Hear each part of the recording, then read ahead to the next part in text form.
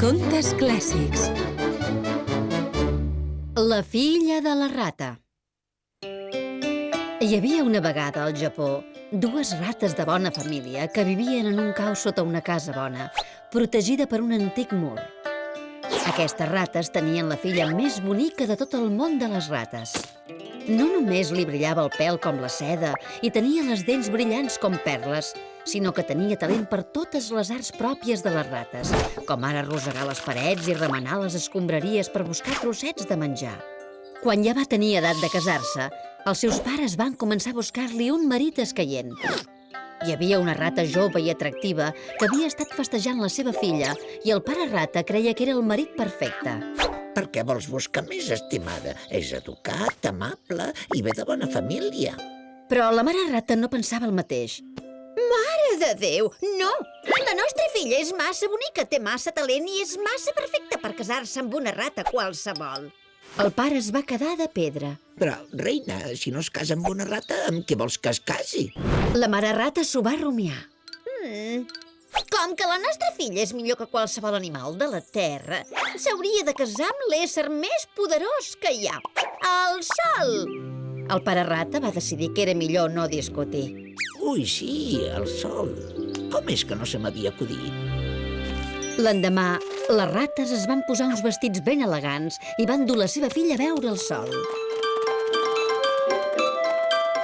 Noble rei sol, us oferim la pota de la nostra filla en matrimoni, ja que no té parangó i vos sou l'ésser més poderós que existeix. El sol va il·luminar les rates i els va dir que era tot un honor sentir allò.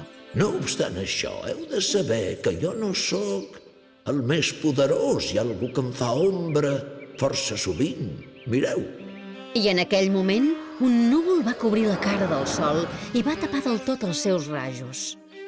En veure això, la mare rata va dir al seu marit: Home, en aquest cas hem de parlar amb el núvol, esclar. Sí, estimada, esclar. Així que les rates van dirigir-se al núvol i li van fer la proposta de matrimoni. El núvol es va inflar d'orgull, però els va dir que ell tampoc podia acceptar la proposta. Tot i que m'encantaria casar-me amb la vostra filla, hi ha algú que encara és més poderós que jo i ja està a punt d'arribar. Agafeu-vos fort! De sobte, va bufar el vent, va fer rodolar les rates i va fer marxar el núvol volant. La mare rata es va tornar a aixecar de seguida. Mira que hem sigut burros. El vent és més poderós que un núvol de no res. La nostra filla s'ha de casar amb el vent. I així les rates se'n van anar a parlar amb el vent, que vivia al cim nevat d'una muntanya, en una cova freda i plena de corrents d'aire. El vent va bufar gebrat i els va cobrir de flocs de neu. Em sap greu, però jo tampoc sóc l'ésser més poderós del món. Veieu aquell mur d'allà baix? El que envolta aquella casa tan bonica? Les rates van mirar cap avall i van veure la casa on ells vivien i el mur que l'envoltava. Doncs fa segles que provo de tirar-lo a terra, però segueix allà. La vostra filla s'hauria de casar amb ell. Contents d'haver trobat la parella ideal per la seva filla, les rates van tornar cap a casa a parlar amb el mur. Però quan estaven recitant un cop més la proposta de matrimoni, la filla es va posar a plorar. Ai, mare mareta, no em puc casar amb un mur vell. M'hauria casat amb el sol, el núvol o el vent, perquè era el que tu volies. Però aquest mur és fred i dur i més vell que el meu besavi. A més, jo sempre m'he estimat aquella rata jove i atractiva.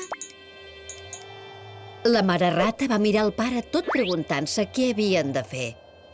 I llavors el vell mur va parlar. De tota manera, resulta que jo no sóc l'ésser més poderós del món. Veieu aquests forats tan grossos que tinc?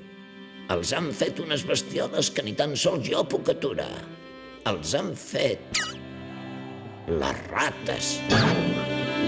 A les rates els va entusiasmar descobrir que, de fet, elles eren els éssers més poderosos de tots. Així que l'endemà la seva filla es va casar amb la rata jove i atractiva en una de les cerimònies més grans que s'ha vist mai al món de les rates.